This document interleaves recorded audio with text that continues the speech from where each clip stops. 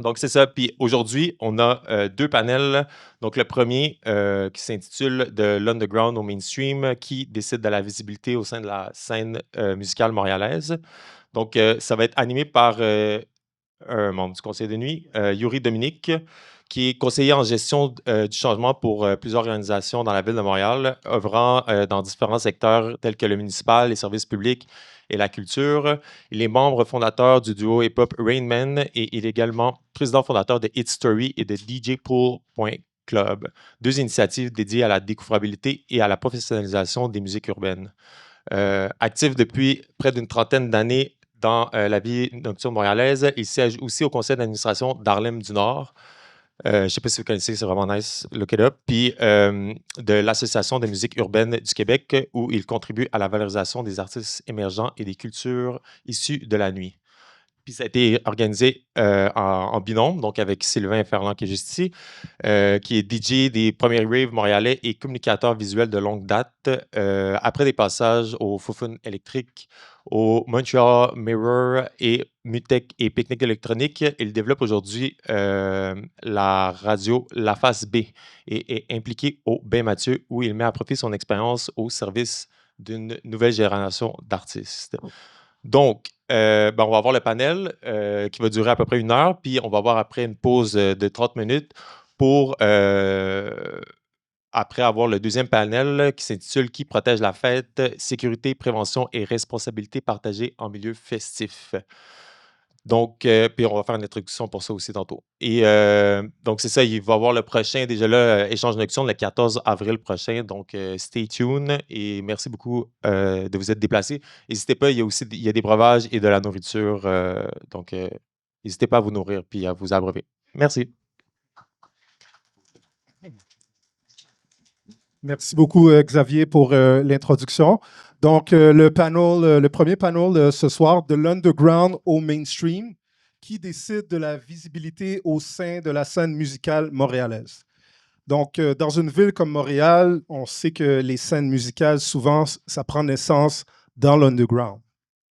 Puis, dans des clubs, des collectifs, des communautés culturelles, des espaces indépendants, mais à un certain moment, ben, les scènes deviennent visibles, puis populaires, puis parfois, ça devient aussi institutionnalisé.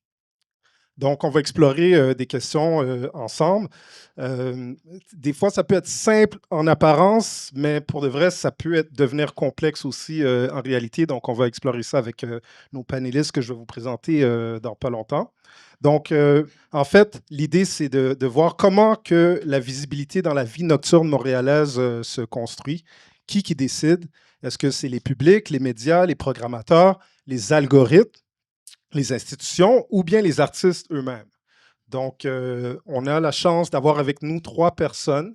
Ben, en fait, il y a Kevin Calix qui est invisible, mais il est ici en esprit. Il va se joindre à nous probablement dans pas longtemps. Je le présenterai à ce moment-là. Donc, pour commencer, on a Félix Patry, qui est DJ, fondateur de Home by Six, programmateur aussi pour Courage. Donc, une main d'applaudissement pour lui.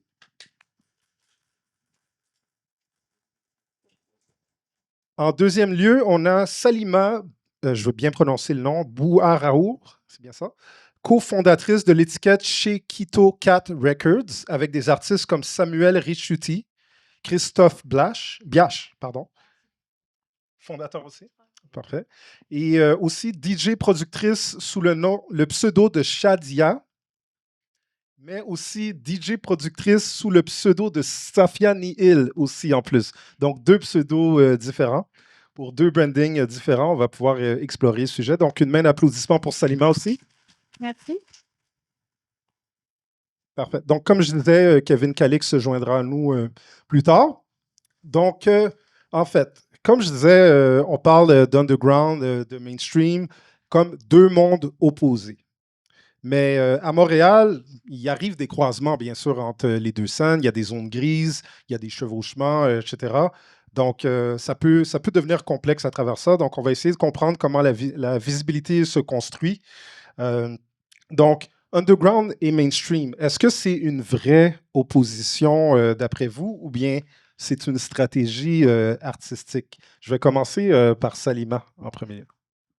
Ouh là! C'est une grosse question. Bah, je dirais qu'en fait, oui, ça peut s'opposer, évidemment, dans les démarches artistiques, ou aussi, les visées qu'on veut, mettre, dans sa démarche artistique, si on est plus dans le marketing commercial, ou si on veut avoir plus de liberté, pour s'exprimer. Mais ça peut être aussi des stratégies, je pense, parce qu'avec le temps et l'expérience, je me rends compte en fait que ça peut être des stratégies, c'est-à-dire en fonction des projets musicaux que l'on va avoir, on peut, aussi peut-être, aller dans un sens ou dans l'autre. Alors je crois que ça dépend des moments et des valeurs de chacun peut-être aussi et des opportunités ou des situations. Bien sûr, en fait, ça dépend du branding de l'artiste, la raison d'être, le pourquoi fondamentalement aussi, qu'est-ce que l'artiste représente, c'est ce que j'entends un peu dans ce que tu réponds.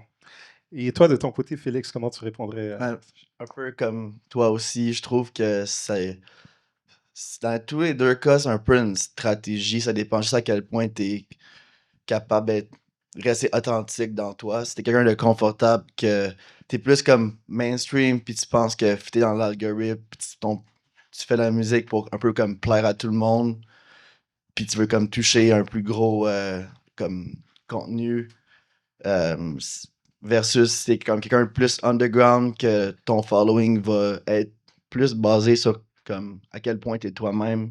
Tu t'essaies pas vraiment de chercher comme à plaire à tout le monde, plus comme ta personnalité, puis la musique que tu fais, c'est comme ça que le monde comme s'affiche à toi. Fait que ta façon de marketing, I guess, c'est plus comme si tu restes underground, comme t'as- t'es authentique à toi-même.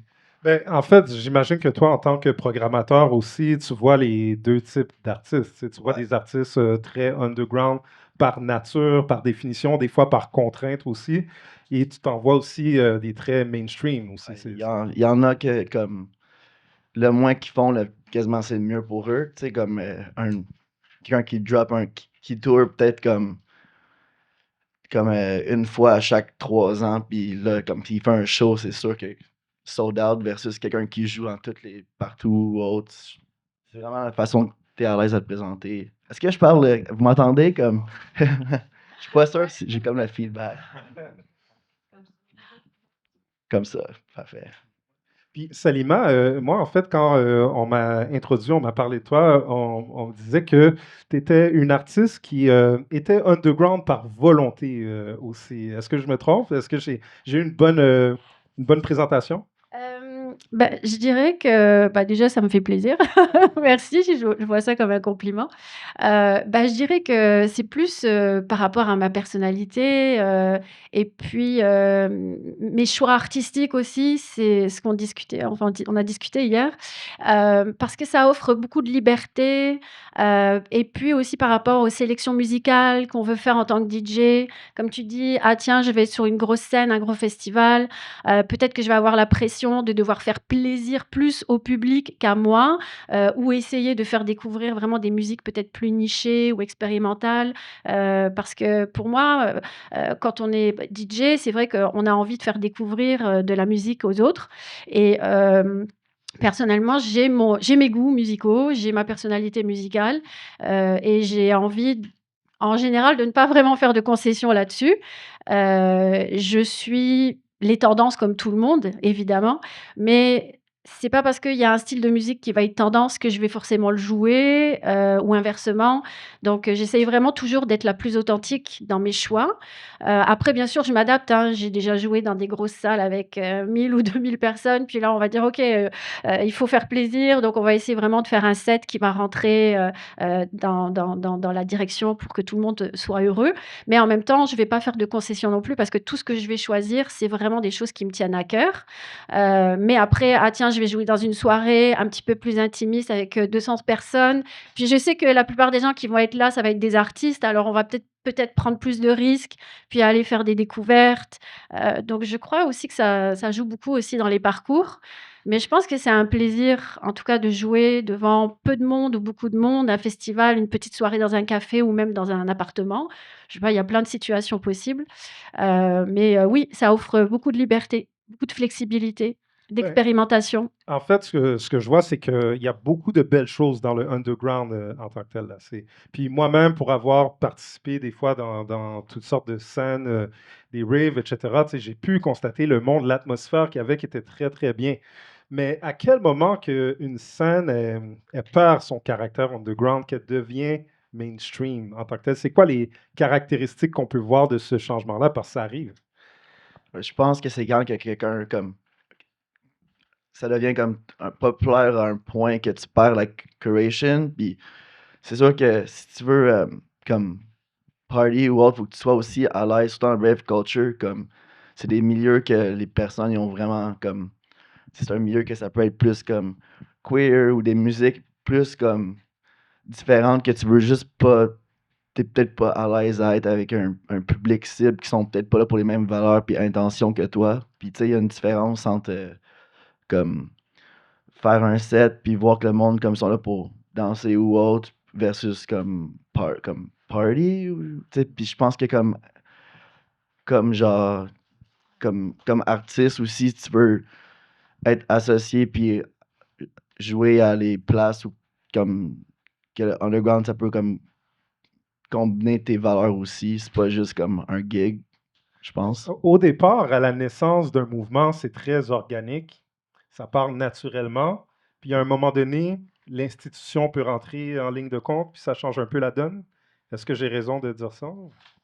Ouais, en fait, je voulais juste aussi revenir, sur ce que tu dis Félix, parce que en fait, c'est vrai que quand on parlait de milieu underground ou d'être plus dans le mainstream, la communauté est très importante et c'est vrai que, c'est cool de jouer dans un grand festival et puis bon, bah, on est content parce que ça nous donne beaucoup de visibilité puis, voilà, on a un cachet qui est confortable et tout.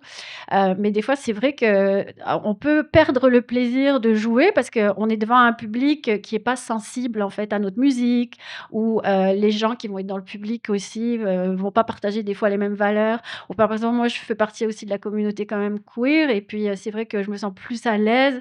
Je suis désolée de le dire, il y a pas de discrimination à ça, mais, d'être avec des gens qui vont vraiment partager des valeurs, qui vont, dégager une certaine ambiance, en dansant sur la scène, beaucoup de respect aussi, vis-à-vis des artistes ou du public, qui est là. Donc, je crois que ça joue beaucoup aussi dans la pratique, artistique. Après, c'est sûr qu'il y a d'autres, on peut aussi ouvrir, hein, notre pratique à d'autres personnes, c'est sûr. Puis Je crois que c'est vrai que les valeurs, ça joue beaucoup aussi quand même. il y a moyen d'être comme d'être mainstream avec les valeurs underground, puis c'est sûr qu'il y a des places comme à Berlin ou autre que c'est comme focus sur ça, puis c'est peut-être un travail comme un slow build pour le futur. Bien sûr. Ben, en fait, c'est sûr que par définition, des artistes, des créateurs, etc., ils ont des raisons de faire leur art aussi. Puis, il arrive aussi qu'il y ait des idéologies derrière ça, etc. Mais d'un autre côté, il y a des contraintes aussi de croissance qu'il peut y avoir. Bien sûr, tout le monde souhaite de vivre de son art et tout. Puis, il peut arriver que ça affecte aussi la manière de fonctionner. C'est pas le cas pour tous. Il y a des gens qui arrivent à faire leur art qui les définit, puis de pouvoir en vivre aussi. Tant mieux, c'est une belle chance, disons. Je pense que c'est aussi dans le choix de l'artiste de savoir comme avec quel team et agence travailler. Tu sais, moi, avec mon travail, comme mes boss sont aussi des managers d'artistes, puis ils essaient vraiment de respecter comme la direction que l'artiste veut avoir sur le booking ou autre. Puis si t'es un artiste qui est plus habitué à jouer dans les festivals DIY ou autre, puis tu trouves ton succès dans cette scène-là, qu'il y a moyen de vivre de ça aussi. Selon vous, dans la croissance d'un artiste ou même d'une scène en tant que telle, est-ce qu'il y a des pertes en tant que telles que vous avez déjà constatées, comme des pertes de valeur, etc., que, tu sais, à part les gains que ça peut représenter en termes de nombre de personnes qui donnent la visibilité ou la visibilité médiatique, etc., est-ce qu'il y a des inconvénients, des pertes que vous avez pu constater en voyant la croissance d'artistes ou de scène? Moi, comme, c'est difficile à dire. Je pense que comme les pertes, ça peut juste être comme quelqu'un que qui réalise que ce qu'il fait maintenant, c'est comme aussi la musique, c'est une industrie, puis savoir comme être, être sur un budget ou autre à respecter ou comme à faire les. T'as tel budget pour faire un tour, un album ou autre, comme c'est la façon de comment que tu peux te l'attribuer pour toi, si c'est comme une perte ou c'est quelque chose que tu es gagnant à bien le faire.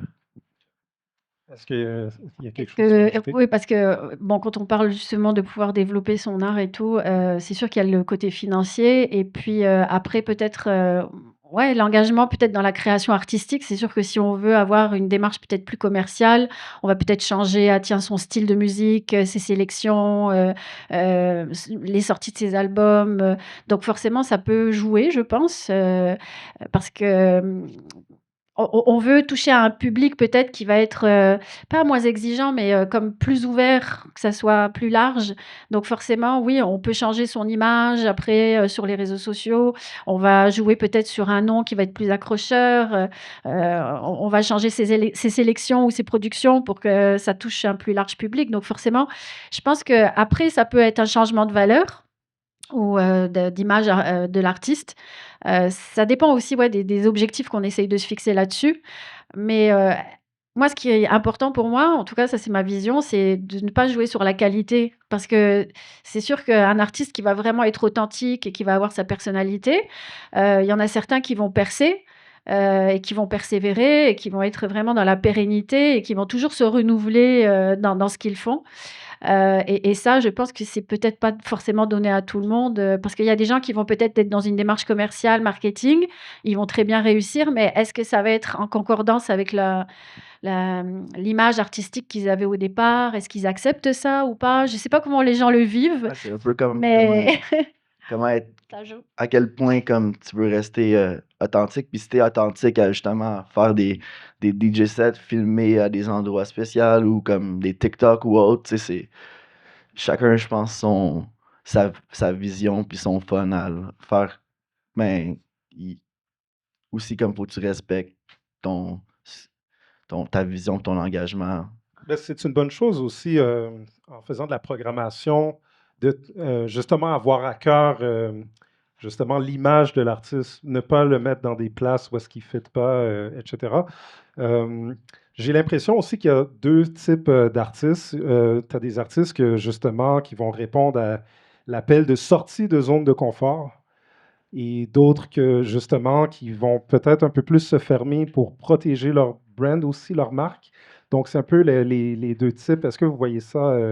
Est-ce que j'ai raison de dire qu'il y a vraiment ces deux De, types? de mon cas, ça arrive souvent. Comme c'est pas souvent, mettons, le team de l'artiste ou autre va demander qui d'autre est sur le line-up, puis juste demander comme.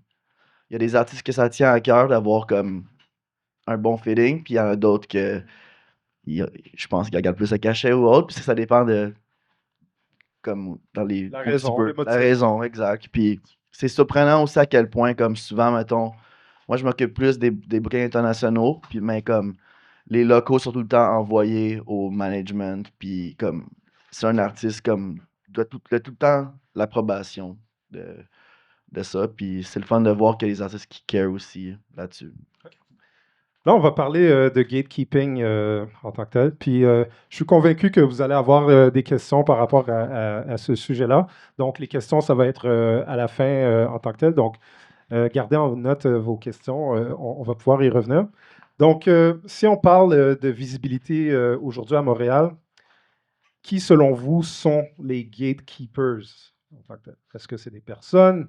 Est-ce que c'est des systèmes, algorithmes, festivals, médias? On va y aller en premier avec toi, Félix. Vas-y.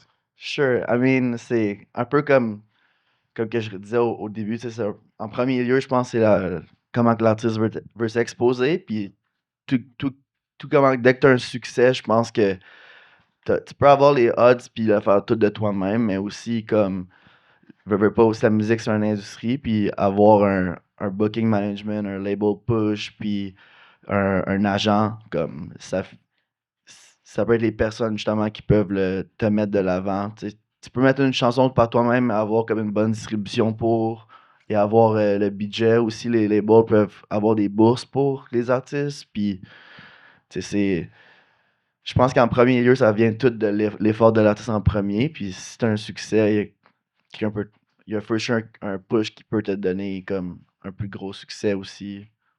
Tu as parlé de curation aussi, tu sais, en faisant de la programmation, en quelque sorte, c'est de la curation. Tu sais, vous ne prenez pas tout le monde justement pour performer. Il y a des critères bien établis. Il y a des gens qui ont de la visibilité. Il y en a d'autres qui sont un peu plus dans l'ombre en tant que tel. Est-ce que j'ai raison, pas pour te mettre sur le spot comme ça, mais en quelque sorte, c'est la programmation, c'est un peu comme un For sure. gatekeeping. Ouais, ça peut l'être. Puis c'est vraiment aussi comme. Tu sais, il y a plusieurs types de programmation. Si c'est un festival, comme. En fait, il y a comme deux types. Il y a comme Art Ticket, que c'est justement, c'est comme. Tout, tout le booking vient en fonction de comme.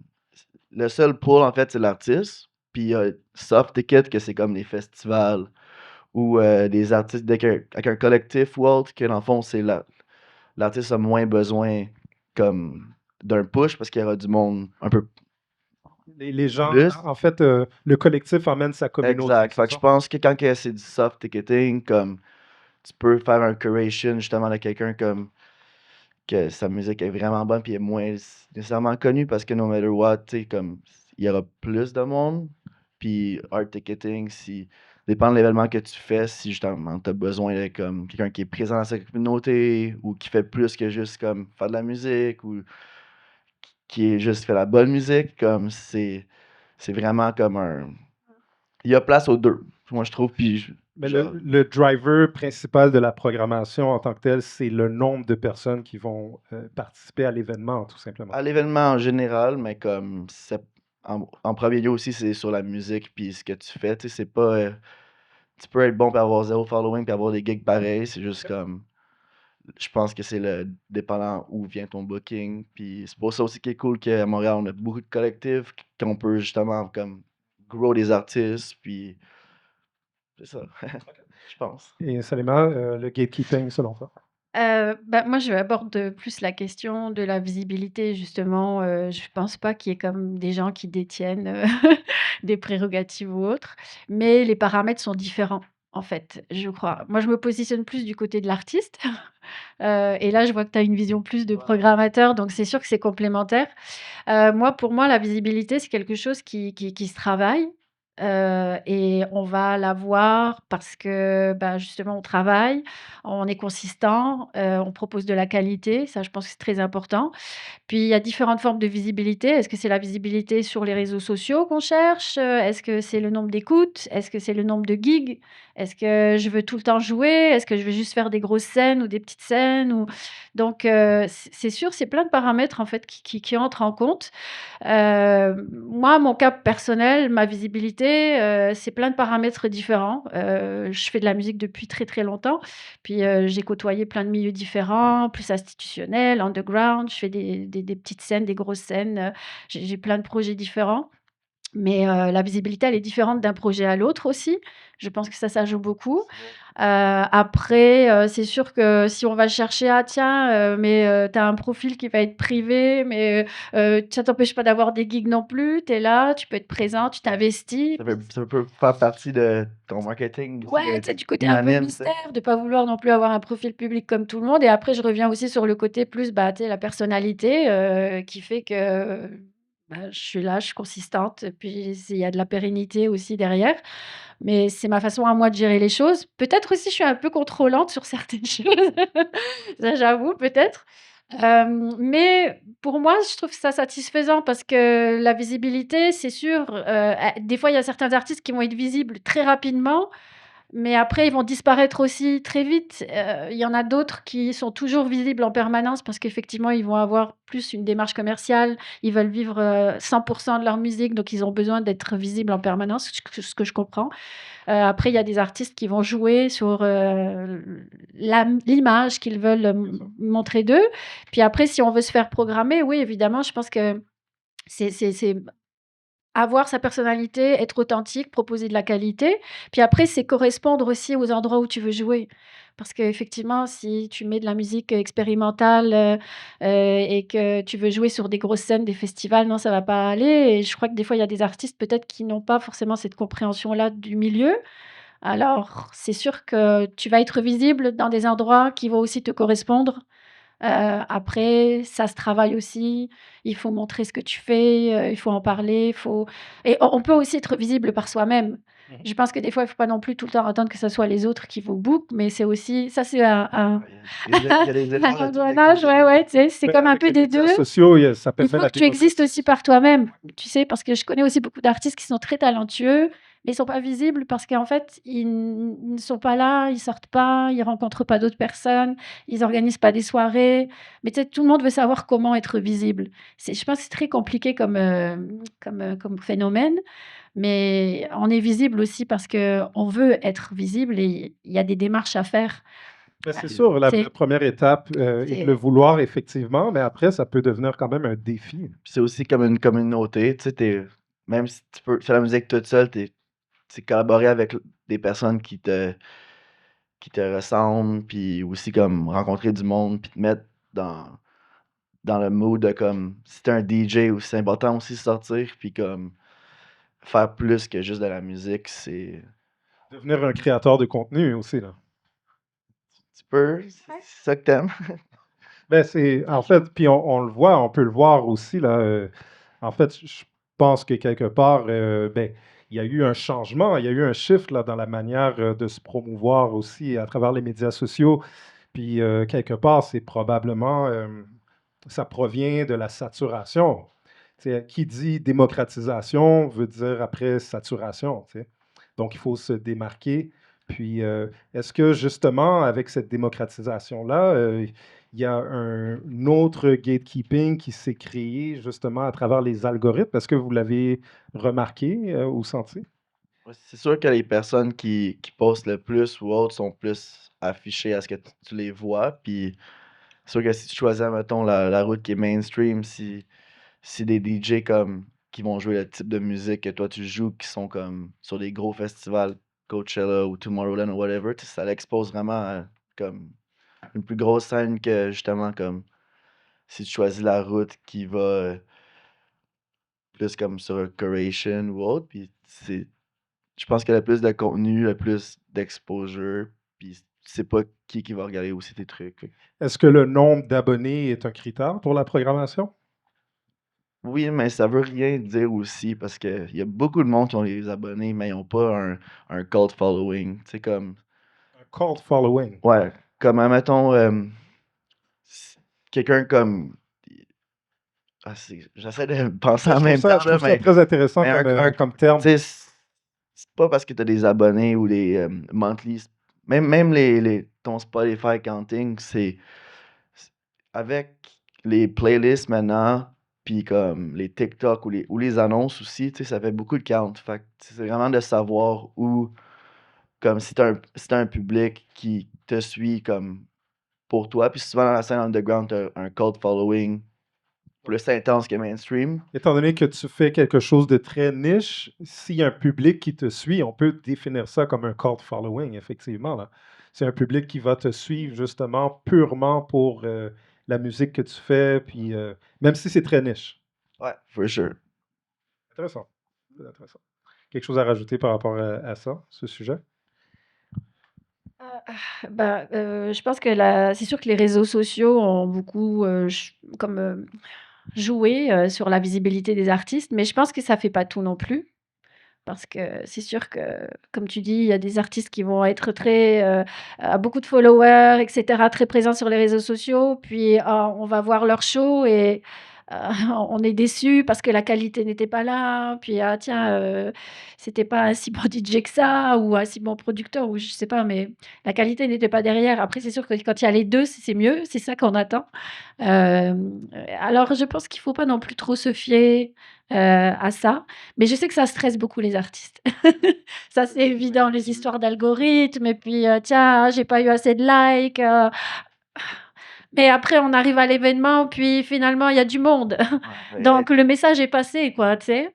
Ouais. être établi, ça prend du temps, puis c'est un process que justement, qu'il faut comme c'est pas du jour au lendemain. Puis aussi, t'as comme un côté nostalgique ou une notoriété ou autre qu'après les années, si t'as fait comme 3 4 albums qui sont bons, ça reste pour longtemps. Puis, euh, tu sais, le monde vit beaucoup ce moment présent, mais aussi, de nos jours, je trouve que la musique va vraiment plus vite. Puis, mettons, un club banger, il va en avoir à chaque mois versus quelque chose comme qui est là pour rester longtemps, qui devient un classique ou autre.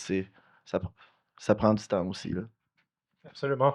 Effectivement, puis il faut être patient en tant que tel à travers ça. Puis des fois, il s'agit d'être au bon moment, au bon endroit, puis il y a une opportunité qui débloque aussi. Mais c'est vrai que les médias sociaux amènent quand même beaucoup d'outils que les artistes peuvent utiliser, puis qu'ils n'ont pas nécessairement besoin d'attendre de l'extérieur. Ils peuvent se débrouiller aussi par eux-mêmes.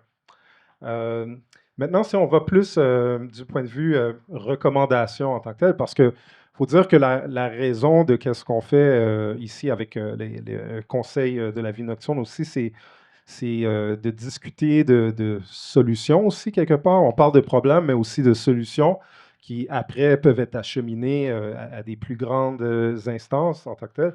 Donc, si vous pouviez changer une chose dans l'écosystème nocturne montréalais pour rendre la visibilité plus équitable, ce serait quoi?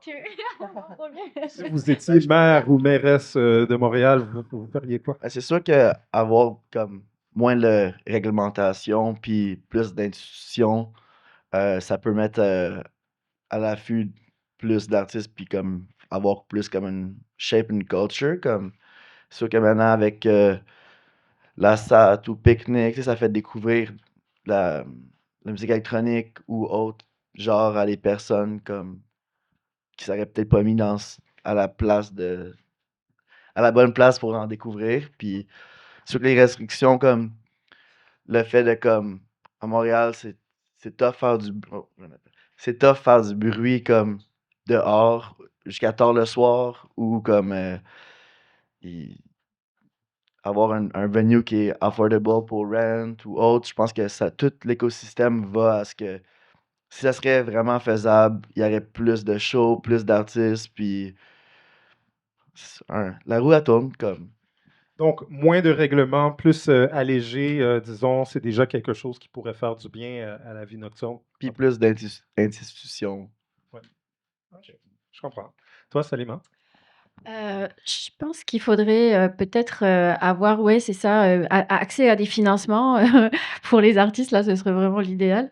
Mais pour la visibilité, je pense que ce serait surtout plus de réseautage, peut-être entre, les groupes de programmateurs ou programmatrices, et peut-être des collectifs ou des artistes. Je sais que ça existe déjà, qu'il y a des rencontres, il peut y avoir des forums, mais je pense que ça pourrait être une belle chose aussi, tu sais, c'est, de Plus de proximité oui, entre plus de les artistes et proximité. leur public. Mmh.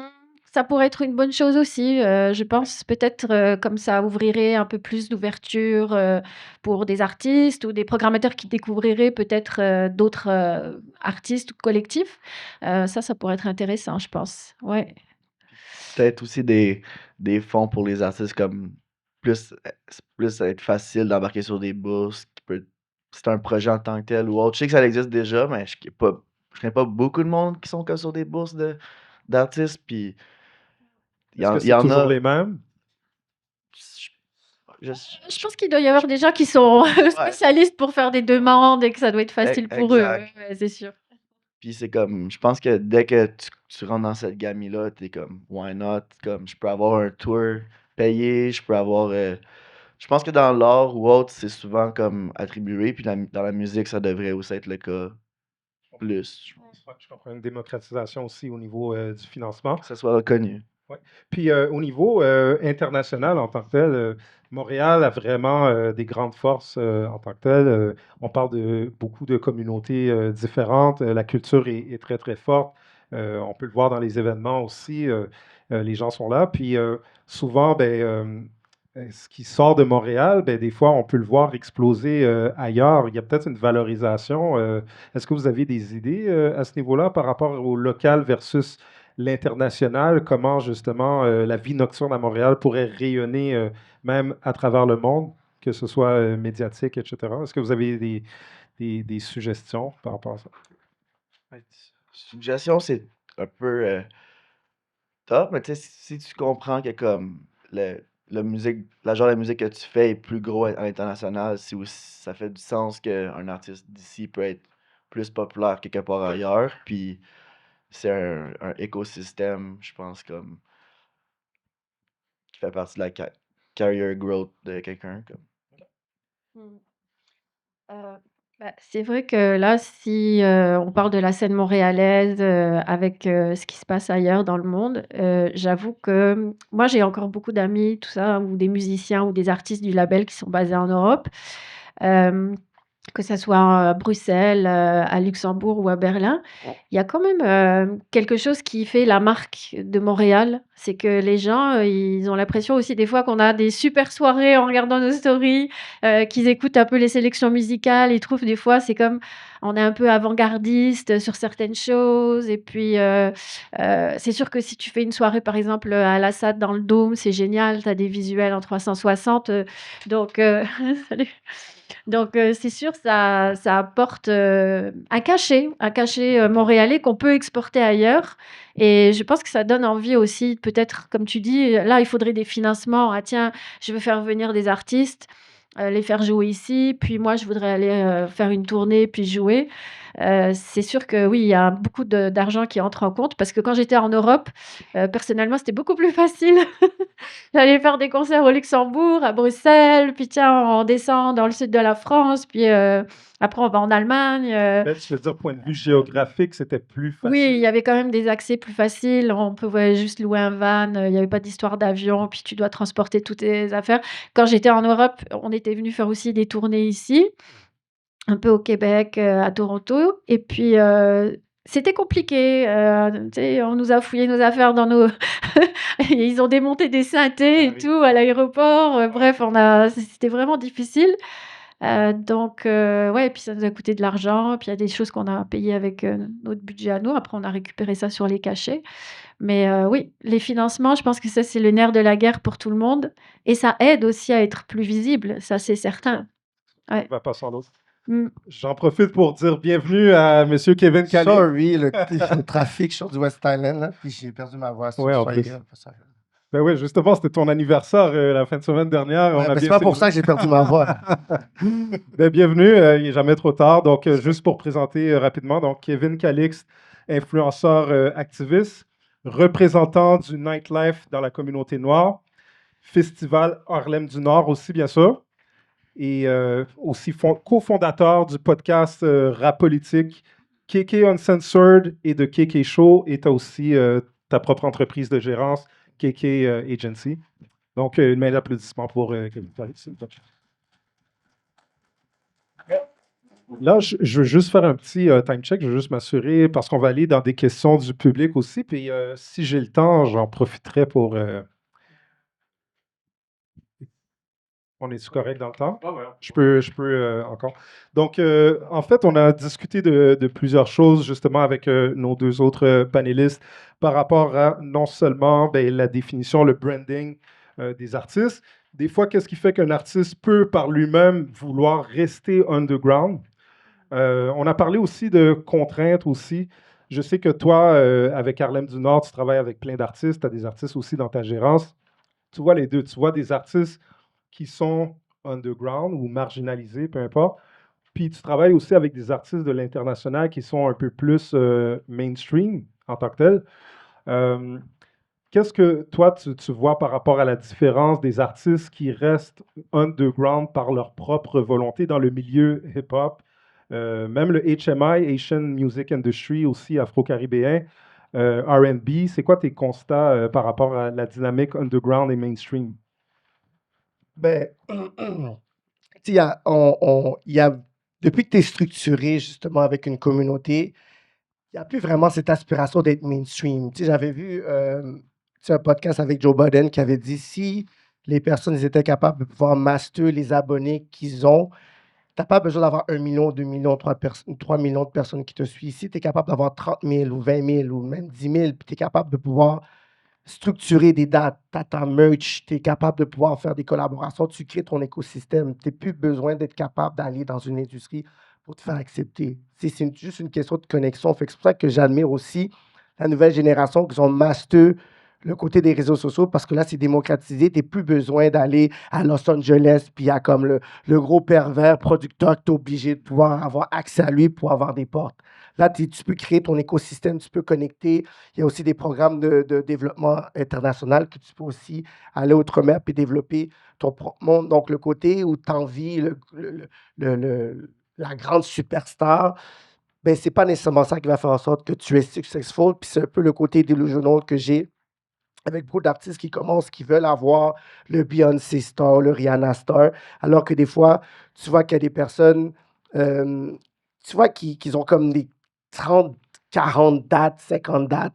Tu sais, par exemple, Dominique Fils-Aimé, c'est pas celle qui a le plus grand follower, mais regarde, tu sais, il y avait aussi là, le groupe là, qu'ils ont fait, les gens de Tout le monde en parle, devenir fou, l'angine de poitrine. Là.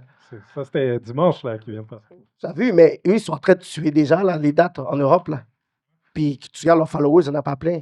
Fait que juste, il faut que tu puisses C'est un moyen d'être débrouillard, d'être créatif d'une manière non traditionnelle en tant que tel pour avoir de la visibilité. Ben, c'est ça, il faut juste que tu puisses savoir c'est quoi ta clientèle, de ne pas acheter des fake views, de ne pas négliger le 20 ou 30, 40, 50 personnes qui te suivent parce qu'avec ça, tu vas être capable de pouvoir développer un fanbase qui va te suivre pendant les 10, 15 prochaines années. J'entends très bien. Gatekeeping aussi, on en a parlé un peu. Je te pose les questions en rafale, j'essaie de rattraper, mais gatekeeping, est-ce que tu veux glisser un peu par rapport à des scènes qui sont populaires en tant que telles, qui arrivent à se débrouiller, à avoir de la visibilité? On parle, Harlem du Nord, il y a eu 10 000 personnes. Et est-ce que les financements sont là autant que les grands Ivenco de ce monde, etc.? Désolé pour le name dropping, je ne sais pas si c'est correct, là, mais c'est correct. Bon. Donc, ben c'est ça, tu sais, est-ce que tu veux parler un peu de gatekeeping, tes constats, à quoi tu fais face? Alors, on va pas assez de temps pour l'affaire de gatekeeping puis le clan qui veulent tout gérer. Puis je pense que ça leur a l'avantage, le gatekeeping, parce que c'est comme ça qu'ils sont capables de maintenir leur entreprise puis leur clic. Tu comprends? Donc, tu sais, c'est sûr que c'est quelque chose de mauvais. Beaucoup de personnes se plaignent, mais beaucoup de personnes qui seraient à leur position qui feront la même chose aussi.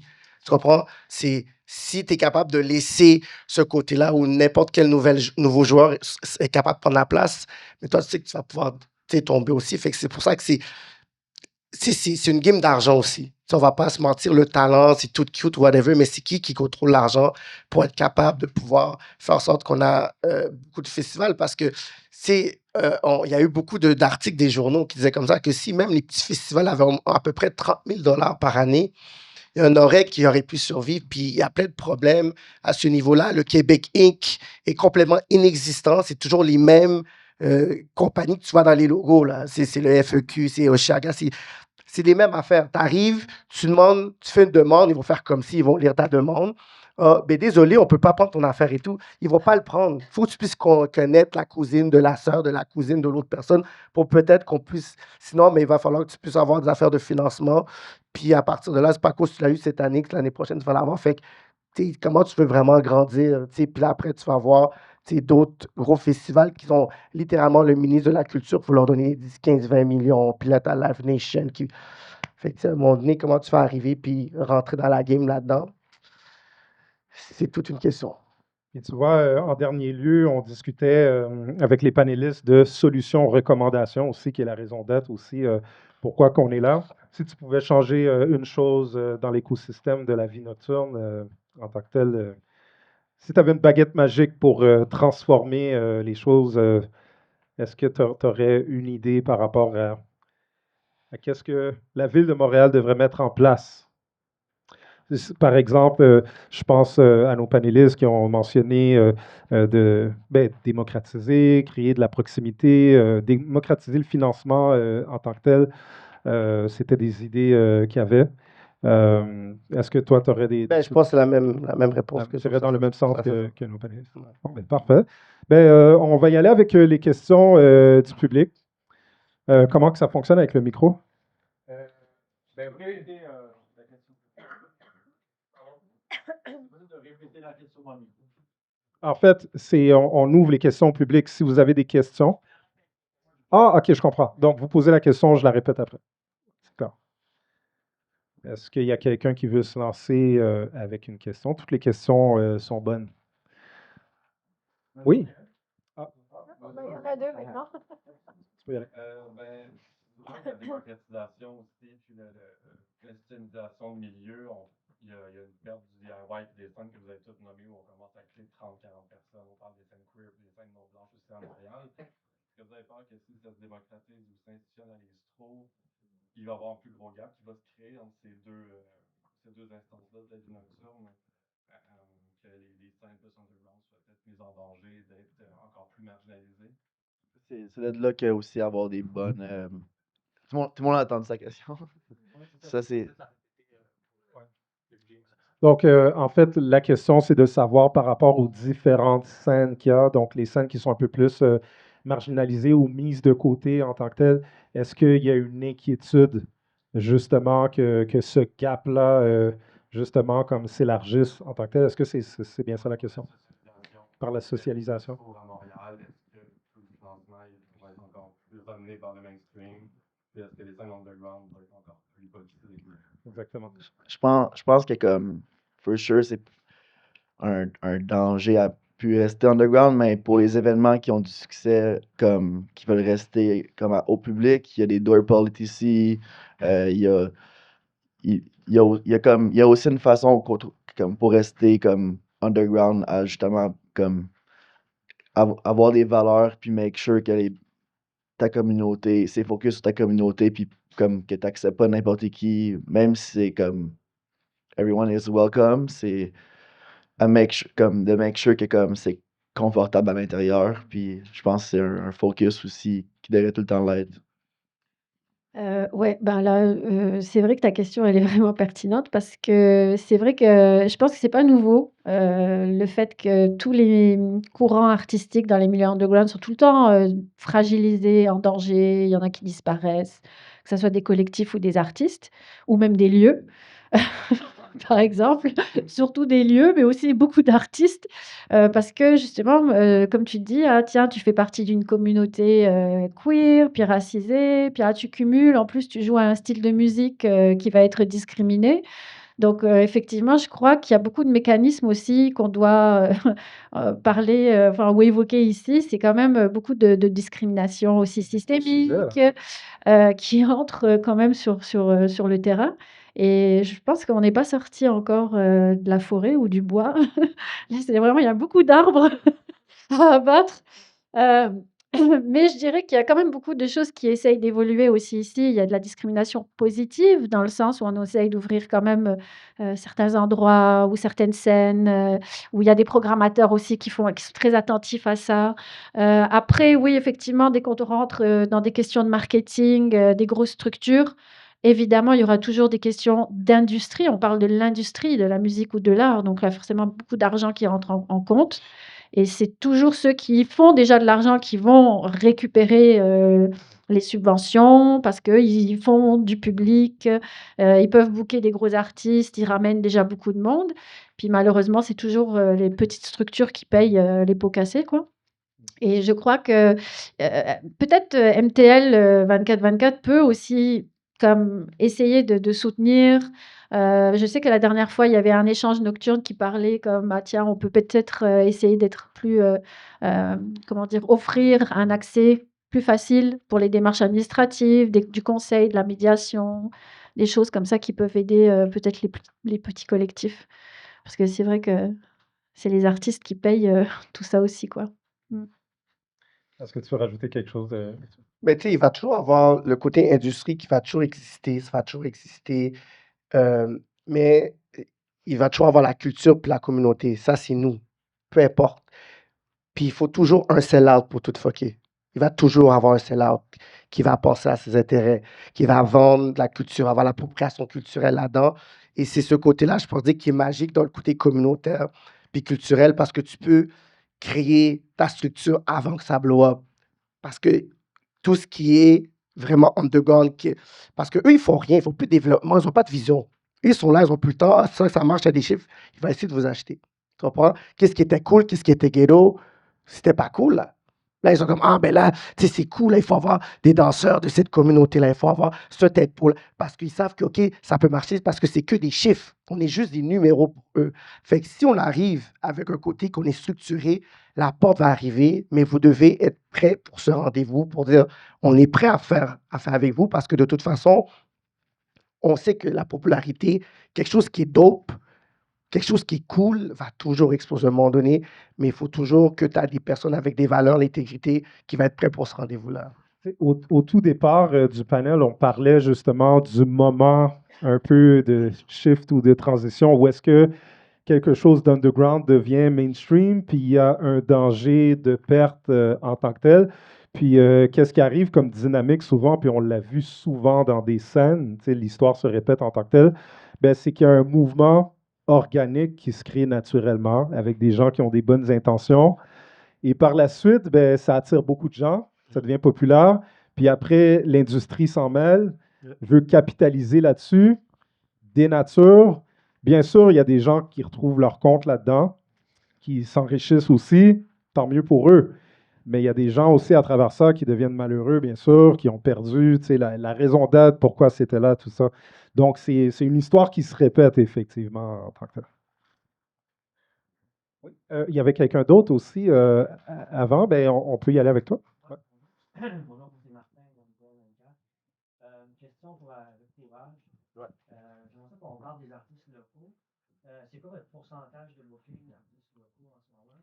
Puis, deuxième partie, y a-t-il une corrélation entre le booking local et l'achalandage? Donc, je vais répéter la question avant que tu répondes. Bon, la question est de Marc de MTL, Martin, excuse-moi, désolé, de MTL 2424, donc pour Félix de Courage. Donc, la question, c'est de savoir c'est quoi le pourcentage d'artistes locaux que vous avez dans vos bookings et est-ce qu'il y a une corrélation par rapport à vos bookings puis l'achalandage? C'est bien ça? Ouais. Ouais, ben en fait, sur chaque artiste international, il y a tout le temps un opener locaux. Puis pour les festivals et tout, on a des ratios établis de comme en fait, donc je dis comme pique-nique, on a tout le temps, on a deux stages, on a le main stage, puis là-dessus, puis il y a le B stage. Le B stage, on donne ça à les collectifs locaux.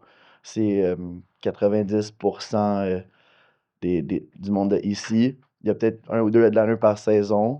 Puis pour les artistes qu'on book, comme pour les plus gros shows comme en théâtre ou spectacle, des fois, il y a pas besoin de opener parce que comme l'artiste soit fait comme un set au complet ou il a son propre opener en tournée. Fait que là-dessus, on a moins de contrôle, mais en tout temps, dès qu'il y a place à un artiste international, il y a aussi place à un opener.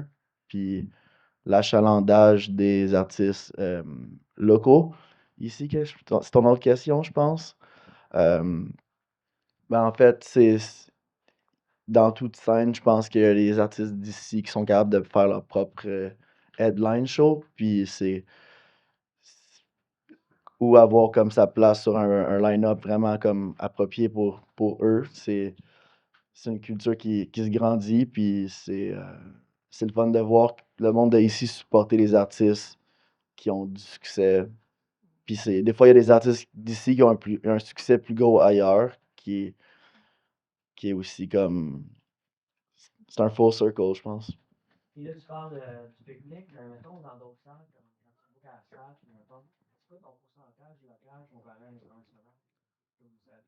Ben, je sais pas exactement c'est quoi le pourcentage, mais on fait notre focus, c'est aussi comme c'est des shows comme. En fond, si un artiste a un plan de tournée, on fait un stop à cette tournée-là, puis on book nos propres shows, mais on produit aussi des artistes locaux, comme mettons, il y a Cree ou autres qui sont au niveau, qui sont capables d'avoir des MTLUS à eux-mêmes. Et OK. c'est ça. Ça répond à la question? Derrière. Oui, c'est pas plutôt général. Les termes indépendants et underground sont interchangeables le nom. C'est quoi la différence pour vous? Donc, la différence entre le terme indépendant et underground qui peut être interchangeable. Donc, la définition pour les panélistes. Là, si on parle, d'indépendant, ça veut dire qu'on n'a pas d'agence, ou Ça a évolué, hein, le terme ouais, indépendant aussi. Maintenant, il y a tu sais, des il y a artistes qui ont juste une distribution. Est-ce qu'ils sont c'est indépendants? ça. Une distribution avec un major. Est-ce Moi, qu'il est indépendant?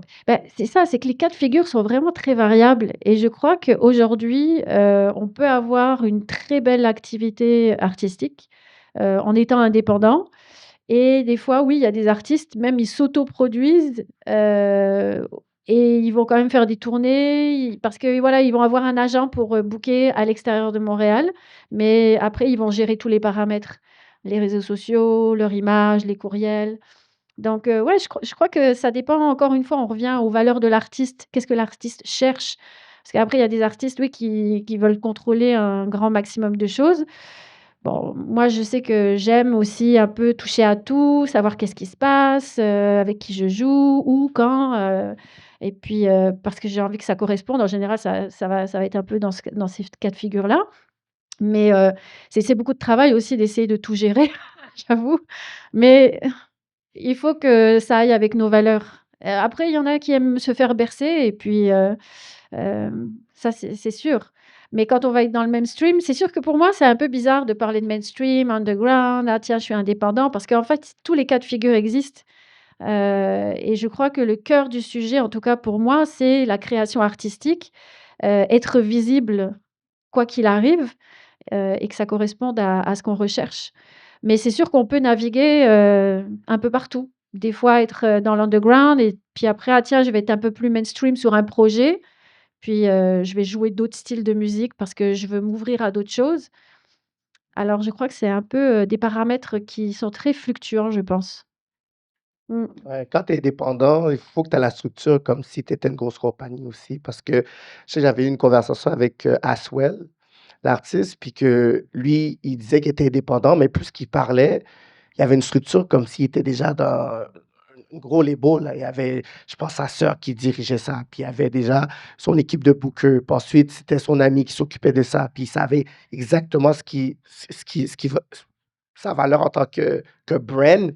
Par partie, il pouvait se contrôler, mais une personne, des fois, qui brague, ah, moi, je suis indépendant, indépendant, tu sais, c'est pas vraiment un flex d'être indépendant si vraiment tu fais que de la musique pour faire la musique, puis il n'y a pas une constance, il n'y a pas vraiment une structure qui est autour de ça. Fait que, même s'il y a le terme indépendant, c'est tout simplement dire que tu n'es pas vraiment comme sous la bannière d'une grande corporation qui va te faire de l'advance money, mais quand tu es indépendant, il faut que tu aies la mentalité que faut que j'ai une structure qui est inspirée par ça, en fait. C'est bon? Oui, est-ce que, tu sais, l'underground, à part de la popularité, est-ce qu'il y a une différence entre l'underground et le mainstream? C'est quoi le differentiation between the two? Ouais, la différenciation entre underground, mainstream, on en a touché un peu de ça par rapport à, tu sais, c'était quoi les critères? Est-ce que c'est le nombre de streams? Est-ce que c'est le nombre de personnes dans les spectacles? Tu sais, c'est comment Je vous pense voyez? que c'est dans la musique, c'est vraiment c'est cult following ou c'est everyone follow you. C'est comme dans le sens, t'as des artistes qui ont une communauté vraiment comme établie qui te suit et niche, puis t'en as que ils font la musique qui plaît à tout le monde. Je pense aussi une bonne recommandation, ça serait comme la musique qui peut jouer en radio ou en festival qui plaît à tout le monde versus la musique sur Bandcamp ou SoundCloud ou un DJ comme tu sais, c'est vraiment comme, je pense que Out Loud, c'est vraiment comme niche ou open field. Ouais, en fait, le fait d'avoir une audience, c'est c'est une richesse là, pour un artiste. Puis aussi l'impact aussi que tu peux avoir. Donc, si tu es capable d'impacter un grand nombre de personnes, peu importe les moyens aussi, c'est ce que j'entends. Est-ce que mainstream, c'est à cause que tu as passé à la radio aussi? C'est Ça comme. pourrait. Tu sais, je Parce que pense. pour moi, il y a des personnes, il y a comme un quota qu'on dit on veut ça à la radio, puis c'est à cause qu'on veut ce style-là. Mais qui a décidé que ce style-là? C'est ce que c'était parce qu'on veut le plaire à monsieur, madame pour les publicités? C'est quoi? Parce qu'il y a des personnes qui sont des 30 millions de Spotify listeners au Québec, là. Mais tu vas jamais les entendre à la radio. Quand ils vont même soumettre, ça passe pas. Puis ici, que tu vas dire que c'est une vedette, là-bas, à l'international. Ils ne sont pas connus. Fait que mainstream au Québec, t'es-tu underground vraiment dans la vraie ligue, là? Si tu un rappeur québécois au Québec, puis après, tu vas arriver en France, puis souvent, c'est arrivé, il y avait un artiste ici, je ne vais pas nommer c'est qui, mais yo, il joue à ça, là, il y a des millions de views, hey boy, il va en France, il joue à ça, puis il essaie de parler avec des gars, ils sont aussi mes frérots. Puis il y en a plein des comme toi dans la cité, comme des views que tu as, le style que tu as, tu nous C'est très impressionnes pas, fait. relatif. Exactement. Tu sais, est-ce que Roger est underground ou il est mainstream? Underground mainstream, moi, je dirais. Underground, c'est Tu vois, bon, mainstream. tu vois, fait que c'est ça, là, on est confus. On parlait justement dans le sujet, tu as underground mainstream et underground mainstream. Puis t'as des styles de musique qui sont underground pour super longtemps, puis ça devient à cause des comme connu avec tout le monde, comme mettons Jersey Club. Maintenant, comme t'as du Drake, Beyoncé qui ont ce pattern-là, quand que c'est peut-être de quoi super niche comme avant, tu sais, t'as jamais vraiment contrôle sur ce qui va devenir underground, mais c'était Mais c'est là que justement mainstream. ces artistes-là reçoivent des bonnes offres après, puis après le danger, bien sûr, c'est de perdre la nature originale qu'ils avaient au Exact. départ. Là. C'est ça. Il nous reste 5 minutes. On a peut-être le temps pour une ou deux dernières questions, s'il y en a. Gênez-vous pas. Toutes les questions sont bonnes. Oui. Moi, je sais pas nécessairement une question très bien structurée, là, mais je trouvais ça intéressant qu'on parle de communauté. En fait, puis je me demandais comment vous nourrissez l'attachement que justement votre audience peut avoir avec vous quand on est tout petit, là, justement, puis les frontières sont pas nécessairement claires entre underground, mainstream et tout. Est-ce que l'attachement de votre public il évolue à travers ça? Comment vous faites pour qu'il soit nourri, cet attachement-là? Mhm. Donc, quand on parle d'audience, justement, que ce soit niche ou autre, ben, le fait d'avoir une communauté, une audience qui nous suit, comment on la nourrit, justement? Comment on fait pour l'alimenter, maintenir le lien avec elle? Ben, les comédiens ou l'humour, eux, ils ont compris, ça faisait longtemps. Ils ont toujours leur petite place, puis c'est régulier. Aux States, c'était avec les Apollo Nights. Moi, quand c'était quoi, en 2015, 2014, moi, j'avais un spot, c'était sur Bleury, puis à chaque vendredi. Mercredi, tu venais pour Open Mic, vendredi, j'avais toujours des shows. C'est le même public qui était là? Ça grandissait. Parce que j'animais, le monde m'adorait, non. C'est que ils venaient, puis c'était un vibe qui était très networking lounge. Bah, là, j'ai découvert Sha Frank, j'ai découvert 514, j'ai découvert Leonie Gray. Avant qu'il soit connu, là. Puis il y a plein d'artistes que là, mais tu vois que je les ai vus dans leur premier pas. Mais c'est régulier. Puis ensuite, parce que là, on est dans l'ère là, où est-ce que tout le monde, c'est une communauté virtuelle, c'est fake. Tout le monde est beau sur Instagram, tout le monde est riche, Tout est parfait. tout est parfait. Tu comprends? On montre juste les bons côtés. C'est ça. Mais le côté que je viens de cette école-là, retourner dans le côté où est-ce que les gens se rencontrent encore physiquement. Vous allez voir des gens, vous allez créer des vrais liens, l'énergie, parce que tu peux me parler sur Instagram, tu vas dire je suis poseur ou t'es poseur, mais l'énergie en personne, la realness, l'énergie ne ment pas. Puis c'est là que j'ai vu littéralement que tu as une communauté, tu as du monde qui sont là. Fait que là, à partir de ta propre communauté, tu peux décider, bon, OK, tu sais quoi, quand ça va être son album qui va sortir, on va tout la supporter. S'il veut faire son album, son lancement d'album ici, puis s'il veut des guests, c'est là. Puis c'est à partir de là que s'il y a des artistes de l'international qui viennent, tu les amènes dans ton coin. Puis là, à partir de là, tu peux faire des éditions plus grandes. Mais moi, je dis, garder un côté où c'est un weekly programme dans un spot à Montréal, que ce soit un bar, un restaurant, allez voir le owner, vous dites comme ça, regarde, voici la vision. Puis it's not even about money like that. Tu comprends? Si tu as un petit budget pour payer l'animateur, puis le DJ, OK, puis à partir de là, on va faire un système pour être capable de pouvoir payer les artistes qui viennent, puis ça va grossir. Moi, c'est toujours comme ça que j'ai vu le début des mouvements, puis je pense que c'est ça qui manque. Si aujourd'hui, tu vas aller écouter, je sais pas, du R&B durant la semaine, tu vas où? Une soirée hip-hop, tu vas où? Pas une affaire de jazz, tu vas où? C'est tout mort, là, ces parties-là, alors que pour moi, c'était le cœur de Montréal pendant des années. Là, on est où, là? On attend l'été pour les festivals. Non, c'est pas ça, Montréal. Là, on vit juste pour l'été. Puis, qu'est-ce qui se passe avec les autres mois?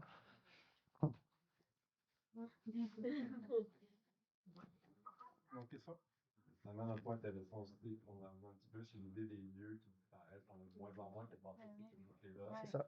On parlait de gatekeeping aussi. Tu sais, oui, il y a le gatekeeping en haut, mais quand tu parles de la communauté, tu as besoin de gatekeeping à ta souche aussi, C'est pour ça. conserver puis bâtir ta force-là. Tu sais. La transition, c'est le gatekeeping-là, puis un gatekeeping des rôles qui fait qu'on a plein de lieux de perte de l'artiste. Mais si tu pars ton mouvement dans un endroit, puis que le monde soit attaché à l'esprit de l'endroit, même si ça part, tu vas pouvoir bouger d'endroit, whatever. Tu vas faire une annonce dans ta page, tu dis, OK, cette place-là, whatever, le owner, il est whack ou c'était brûlé.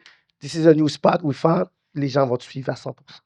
Les gens oublient une chose, par exemple. Dans le temps, c'était la publicité au vinyle.